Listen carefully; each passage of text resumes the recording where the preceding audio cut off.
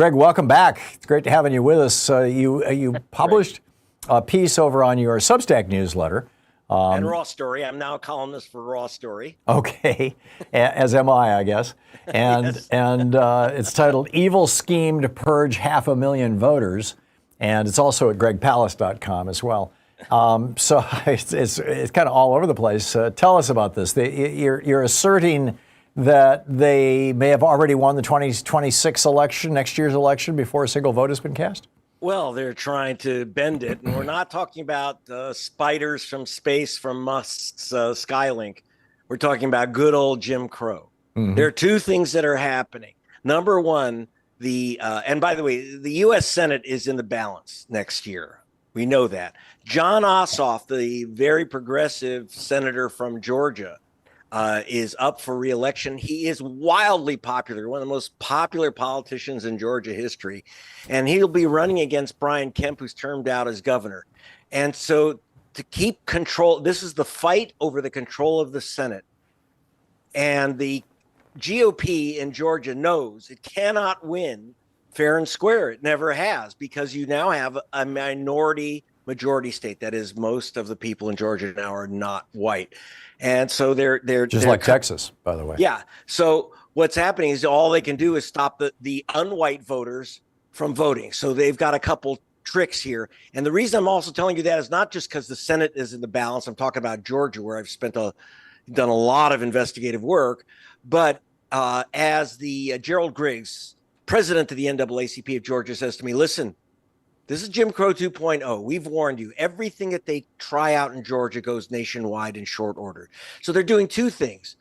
Number one, the violently Republican Secretary of State, a guy named Brad Raffensperger, has decided that he's going to remove 87,000 voters from the voter rolls. And I want to remind you, Donald Trump lost the state by less than 12,000 voters. This is a lot. 87,000 voters will be removed because they put in change of address forms. Now, if you watch my film Vigilantes, you know that Major Gamaliel Turner, a typical African-American soldiers, that's a big part of our force, my friends, are the African-American soldier. He was assigned to California, lost his vote because he changed his address just to get his absentee ballot. He was challenged by the Republican Party and denied his vote.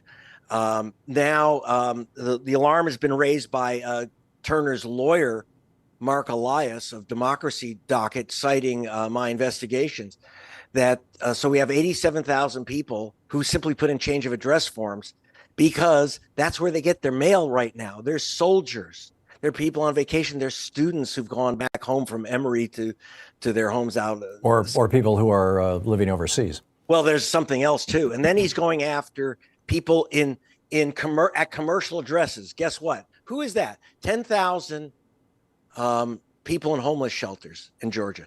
10,000 people awaiting trial in Georgia. By the way, you don't lose your vote because you're awaiting trial. It just means you're too poor to make bail.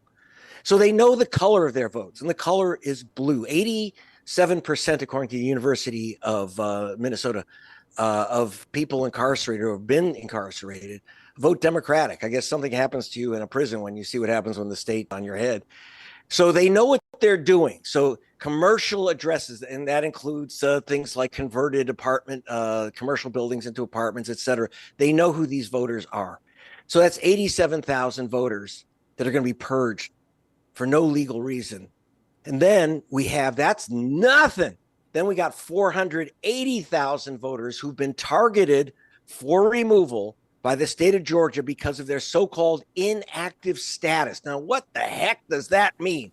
The federal law, the motor voter law, says you cannot lose your vote because you've decided not to vote for an election or two. It doesn't matter. You don't lose your vote for not voting. That's an American right not to vote. 480,000 voters are facing the cut because they skipped election, or the state just simply lost track of them. Now, I did an analysis for the ACLU cited by Democracy Docket.